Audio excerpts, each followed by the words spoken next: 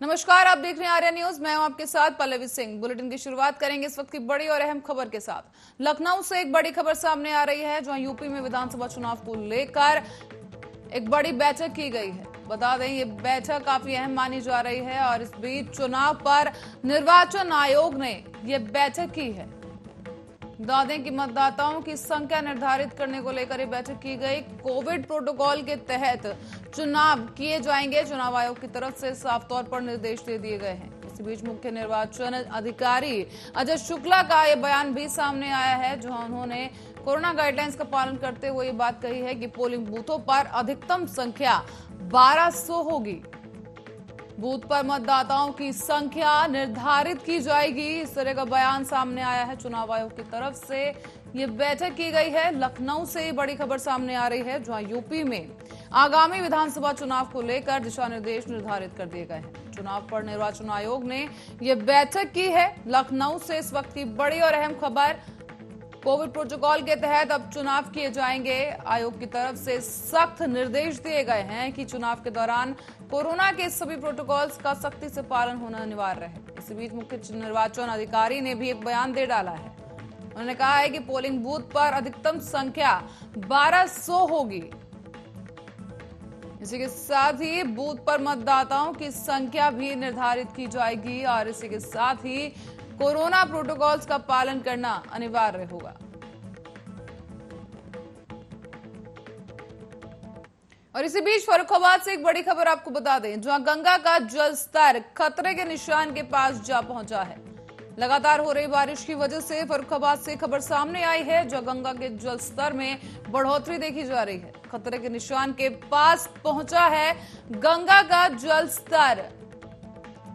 पांचाल घाट पर गंगा का जलस्तर 136.90 मीटर पर पहुंच चुका है। रामगंगा नदी का जलस्तर 135.70 मीटर पर बह रहा है। इसी के साथ ही 2 दर्जन गांव का मुख्य मार्ग से संपर्क टूट चुका है। बड़ी खबर इस वक्त की आपको बता रहे हैं, गंगा के जलस्तर बढ़ने से कई नई परेशानियां खड़ी हो गई हैं। ढाई घाट किनारे के कई गांव बाढ़ की चपेट में आ गए हैं। फर्रुखाबाद से इस वक्त की बड़ी खबर, गंगा का जलस्तर बढ़ने से कई गांव बाढ़ की चपेट में आ गए हैं। इसी बीच खतरे के निशान के पास पहुंच चुका है गंगा का जलस्तर। बता दें कि ताजा रिपोर्ट्स के अनुसार पांचाल घाट पर गंगा का जलस्तर 136.90 मीटर पर पहुंच चुका है। रामगंगा नदी का जलस्तर भी 135.70 मीटर के खतरे के निशान के पास जा पहुंचा है। 2 दर्जन गांव का मुख्य मार्गों से संपर्क टूट चुका है। गंगा का जलस्तर बढ़ने की वजह से ढाई घाट किनारे के कई गांव बाढ़ की चपेट में आ पहुंचे हैं। फर्रुखाबाद से गंगा के जलस्तर को लेकर ये बड़ी खबर सामने आ रही है, जहां गंगा के जलस्तर बढ़ने की वजह से कई गांव में बाढ़ जैसे हालात हैं, तो वहीं कई गांव ऐसे हैं जो बाढ़ का शिकार हो चुके हैं। और इसी बीच आपको बता दें कि सीएम योगी आदित्यनाथ ने कोवैक्सीन की दूसरी डोज ले ली है। बताते चले कि प्रदेश के मुख्यमंत्री योगी आदित्यनाथ ने 5 अप्रैल को भारत बायोटेक की कोवैक्सीन की पहली डोज लगवाई थी। तो वहीं civil hospital director doctor Sundriyal civil अस्पताल ने सीएम योगी आदित्यनाथ को वैक्सीन का सर्टिफिकेट जारी किया है। निदेशक ने बताया है कि सीएम योगी ने पहली डोज को वैक्सीन ली थी और इसीलिए दूसरी डोज की कोवैक्सीन की ही ली है। इसी बीच सीएम योगी ने भी सभी पात्र लोगों से कोरोना वैक्सीन लगवाने की अपील को दोहराया है और ट्वीट कर यह जानकारी भी सीएम योगी ने साझा की। सीएम योगी ने लिखा, आज स्वदेशी कोविड वैक्सीन की दूसरी डोज प्राप्त कर मन प्रफुल्लित है। आदरणीय प्रधानमंत्री जी के मार्गदर्शन में कोरोना वैक्सीन का ये सुरक्षा कवच सभी नागरिकों को मुफ्त प्रदान किया जा रहा है। आप सब लोगों से भी ये निवेदन है कि आप क्रम आने पर अवश्य टीका लगवाएं। टीका जीत का, तभी कोरोना हारेगा, भारत जीतेगा।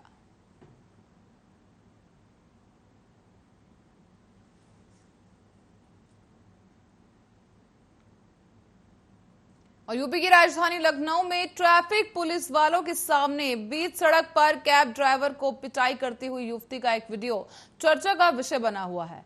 इस वीडियो में युवती उछल उछल कर कैब ड्राइवर की धुनाई कर रही है। तो वहीं इस मामले में पुलिस भले ही अब जांच की बात कर रही है, लेकिन जांच के बाद यूपी पुलिस ने कैब ड्राइवर के खिलाफ ही कार्रवाई कर डाली है। लेकिन उसी कार्रवाई पर अब सवाल उठाए जा रहे हैं। सोशल मीडिया पर लड़की को गिरफ्तार करने की मांग उठ रही है। तो वहीं घटना की एक सीसीटीवी फुटेज भी सामने आई है, जिसमें लड़की चलती गाड़ी के बीच ही रोड क्रॉस करती नजर आ रही है। दरअसल कैब ड्राइवर एक्सीडेंट का आरोप लगाकर एक युवती ने शुक्रवार रात उबर चालक को जमकर पीट दिया।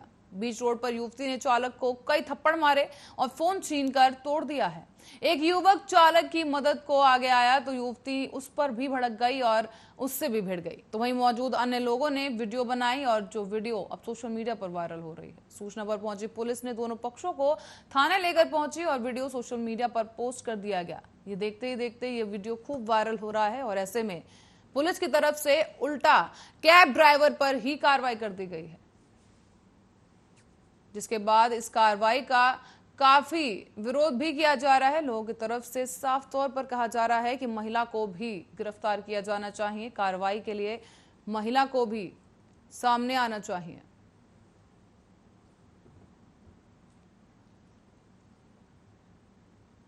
राष्ट्रपति रामनाथ कोविंद आज चेन्नई जा रहे हैं। बता दें कि तमिलनाडु की 4 दिवसीय यात्रा पर राष्ट्रपति रहेंगे और कोविंद आज तमिलनाडु विधानसभा के शताब्दी समारोह में भाग लेने भी पहुंचेंगे। बता दें तमिलनाडु के पूर्व मुख्यमंत्री एम करुणानिधि के चित्र का अनावरण भी करेंगे राष्ट्रपति। और 6 अगस्त तक की अपनी तमिलनाडु यात्रा के दौरान राष्ट्रपति 4 अगस्त को वेलिंगटन में डिफेंस सर्विसेज स्टाफ कॉलेज भी जाएंगे। 77वें स्टाफ कोर्स के छात्र अधिकारियों को संबोधित करेंगे और राष्ट्रपति रामनाथ कोविंद सुरक्षा के लिए कमांडो समेत 5000 पुलिसकर्मियों को तैनात कर दिया गया है। पुलिस ने बताया है कि राष्ट्रपति के दौरे के दौरान उनकी 5 स्तरीय सुरक्षा की व्यवस्था की गई है। संभावित कार्यक्रम के अनुसार राष्ट्रपति दोपहर 12:45 पर चेन्नई पहुंचे। साथ ही राजभवन में उन्होंने आयोजित किए गए कार्यक्रम में भाग भी लिया। इसी बीच कोविंद शाम 5 बजे तमिलनाडु विधानसभा के शताब्दी समारोह में हिस्सा लेंगे, जिससे पहले मद्रास विधान परिषद के रूप में जाना जाता था। तो वहीं आपको बता दें कि चेन्नई के फोर्ट सेंट जॉर्ज में विधानसभा हॉल में पूर्व मुख्यमंत्री दिवंगत एम करुणानिधि के चित्र का अनावरण भी राष्ट्रपति करेंगे। राज्यपाल बनवारी लाल पुरोहित, अध्यक्ष एम अप्पवू और मुख्यमंत्री एम के स्टालिन रामनाथ कोविंद के साथ इस अवसर पर वक्ता के रूप में मौजूद रहेंगे। साथ ही आपको बता दें कि नई दिल्ली के लिए रवाना होंगे। इसके बाद राष्ट्रपति और तमिलनाडु विधानसभा सचिवालय राज्य विधानसभा शताब्दी समारोह को चिन्हित करने के लिए स्मारिका जारी करेंगे।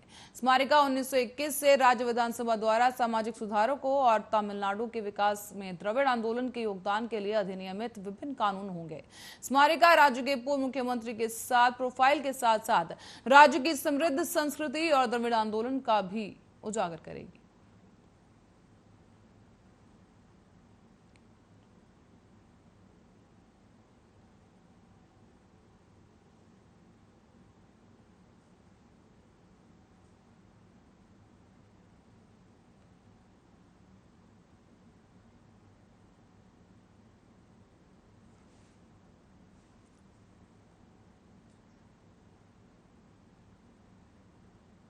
और उत्तर प्रदेश सरकार में मंत्री रहे चौधरी बशीर के खिलाफ उनकी पत्नी नगमा ने मुकदमा दर्ज करा दिया है। नगमा का कहना है कि 23 जुलाई 2021 को उन्हें पता चला है कि चौधरी बशीर राइस्ता नाम की लड़की से छठी शादी करने जा रहे हैं। इस बात की जानकारी होने पर नगमा चौधरी बशीर के पास पहुंची। नगमा का आरोप है कि चौधरी बशीर ने उनके साथ मारपीट की और 3 तलाक बोलकर उन्हें घर से बाहर निकाल दिया। आगरा के मंचोला थाने में दर्ज किए गए मुकदमे में चौधरी बशीर के खिलाफ मुस्लिम महिला विवाह पर अधिकारों की सुरक्षा अधिनियम 2019 की धारा 3, धारा 4 और आईपीसी की धारा 504 के तहत मुकदमा दर्ज कर लिया गया है। मुकदमा दर्ज करने वाली नगमा पूर्व मंत्री चौधरी बशीर की तीसरी पत्नी है। नगमा के मुताबिक उनकी शादी 11 नवंबर 2012 को पूर्व मंत्री चौधरी बशीर के साथ हुई थी। नगमा और चौधरी बशीर के 2 बेटे हैं। नगमा का आरोप है कि शादी के बाद ही पति और नंदों के उनका शारीरिक और मानसिक उत्पीड़न करना शुरू हो गया था। ऐसे में परेशान होकर नगमा ने कानूनी कार्रवाई की। मामले का मुकदमा न्यायालय में विचाराधीन है। नगमा की शिकायत पर मंचोला पुलिस ने चौधरी बशीर के खिलाफ मुकदमा दर्ज कर लिया है।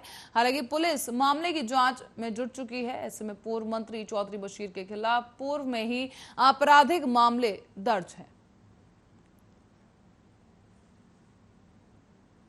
उत्तर प्रदेश में मुहर्रम को लेकर रविवार को नई गाइडलाइंस जारी कर दी गई है। कोरोना संक्रमण के चलते प्रदेश में इस साल 19 अगस्त को मुहर्रम के दौरान जुलूस और तजिया निकालने की अनुमति नहीं होगी। डीजीपी मुकुल गोयल ने मुहर्रम की सुरक्षा व्यवस्था को लेकर विस्तृत निर्देश जारी कर दिए हैं। तो वहीं इस सर्कुलर को लेकर एक हिस्से की भाषा को लेकर शिया समुदाय में नाराजगी भी है। हालांकि पुलिस शासन के स्पष्ट कर दिया है कि सर्कुलर में कोई विचलित बात नहीं कही गई है और ये इंटरनल आदेश है। बताते चले कि डीजीपी मुकुल गोयल ने पुलिस अधिकारियों को और धर्म गुरुओं को शांति समाप्ति और पदाधिकारियों और संभ्रांत नागरिकों से वार्ता कर उन्हें कोविड-19 के दृष्टिगत धार्मिक आयोजनों को लेकर सुप्रीम कोर्ट और शासन के निर्देशों की जानकारी देने के भी निर्देश जारी किए हैं। डीजीपी ने कहा कि असामाजिक और सांप्रदायिक तत्वों पर कड़ी नजर रखी जाएगी और कोई कहीं गड़बड़ी ना हो, इसके भी पूरा ध्यान रखा जाएगा। जिन स्थानों पर किसी प्रकार के कोई विवाद सामने आया हो वहां पुलिस और राजस्व के राजपत्रित अधिकारी स्थितियों का जायजा लेकर विवाद को हल करा लेंगे। डीजीपी मुकुल गोयल ने निर्देश दिए कि संवेदनशील स्थानों पर अतिरिक्त सुरक्षा बंदोबस्त किए जाएंगे। और दूसरी ओर वरिष्ठ सिया धर्म गुरु मौलाना कल्बे जवाद नकवी का कहना है कि डीजीपी के सर्कुलर की भाषा आपत्तिजनक है। अगर भाषा को नहीं बदला जाता है तो मुहर्रम की कमेटियां पुलिस की तैयारियों की बैठक में हिस्सा नहीं लेंगी। गाइडलाइन से शिया समुदाय के धार्मिक भावनाओं को ठेस पहुंचाने का भी आरोप लगा है। उन्होंने गाइडलाइंस के ड्राफ्ट को बदलने की मांग की है और एडीजी कानून व्यवस्था प्रशांत कुमार का कहना है कि ये एक इंटरनल आदेश है जो पूर्व के सालों में भी जारी किया गया है। ऐसे में कावड़ यात्रा और अन्य मौकों पर भी इसी तरह के निर्देश जारी होते हैं। किसी वर्ग विशेष के लिए कुछ आपत्तिजनक नहीं कहा गया है।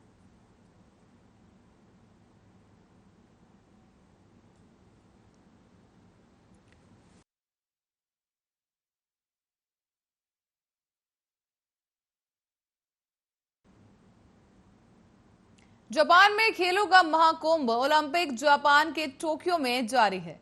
हर भारतीय हर रोज वहां से मेडल की उम्मीद लगाए बैठा है और हालांकि भारत के खिलाड़ियों द्वारा वहां अच्छा प्रदर्शन किया जा रहा है। बीते दिन रविवार को भारत को मेडल भी मिला था और भारतीय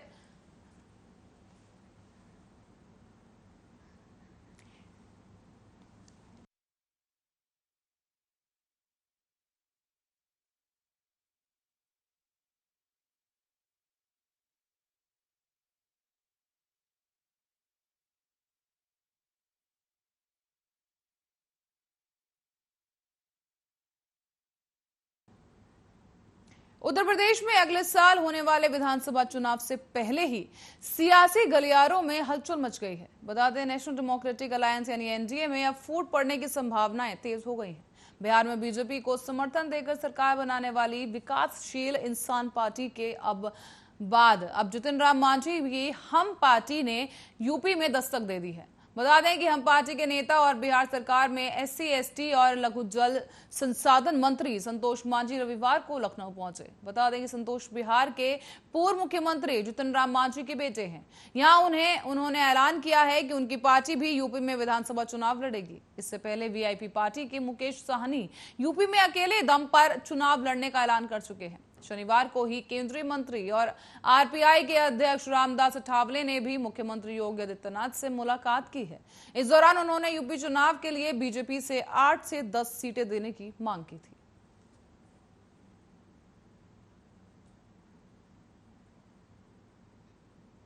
और पश्तून तहफ़्फ़ुज़ मूवमेंट ने अली वजीर की अवैध नजरबंदी और अफगानिस्तान में पाकिस्तान के शताब्दी युद्ध के खिलाफ न्यूयॉर्क में विरोध प्रदर्शन किया है। अली वजीर पाकिस्तान के मानवाधिकारों के उल्लंघन और सैन्य उत्पीड़न के खिलाफ आवाज उठाते नजर आए। बता दें, पीटीएम ने एक बयान में कहा है कि न्यूयॉर्क और कैनेकेट में पार्टी के सदस्यों ने कार रैली में एक बड़ी संख्या में हिस्सा लिया है। उन्होंने अली वजीर की तत्काल रिहाई और अफगानिस्तान में पाकिस्तानी द्वंद्व युद्ध की समाप्ति की मांग की है। उन्होंने कहा है कि पश्तूनों के शांतिपूर्ण जीवन के लिए आवाज उठाने के लिए अली वजीर को अवैध हिरासत में रखा गया है।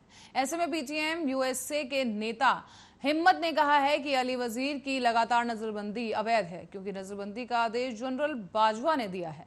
इससे पता चलता है कि पाकिस्तान में अदालतें स्वतंत्र नहीं हैं और हम सेना द्वारा नियंत्रित न्यायाधीशों से न्याय की उम्मीद नहीं कर सकते। उन्होंने ये भी कहा कि पाकिस्तानी नेशनल असेंबली एक बार रबर स्टैंप है, एक बस रबर स्टैंप है और देश की सेना महत्वपूर्ण मुद्दों पर विधायकों को जानकारी देती है। अली वजीर को लेकर संसद में हाल ही में ऑफ कैमरा ब्रीफिंग में थल सेना प्रमुख जनरल कमर बाजवा ने कहा था कि अली के माफी मांगने के बाद ही उन्हें रिहा किया जा सकता है। ऐसे में कैबिनेट में पीटीएम के उपाध्यक्ष अमीन जॉन इब्राहिमी ने कहा है कि अफगानिस्तान में पाकिस्तानी हस्तक्षेप बिल्कुल स्पष्ट है। तालिबान नेतृत्व क्वेटा, पेशावर और मिरान शाह में रह रहे और योजना बना रहे हैं। ऐसे में तालिबान पाकिस्तानी समर्थन के बिना एक भी दिन नहीं टिक सकता है। अफगानिस्तान में युद्ध को समाप्त करने के लिए पाकिस्तान पर तालिबान और अन्य आतंकवादी समूह का समर्थन समाप्त करने के लिए दबाव डालना जरूरी है।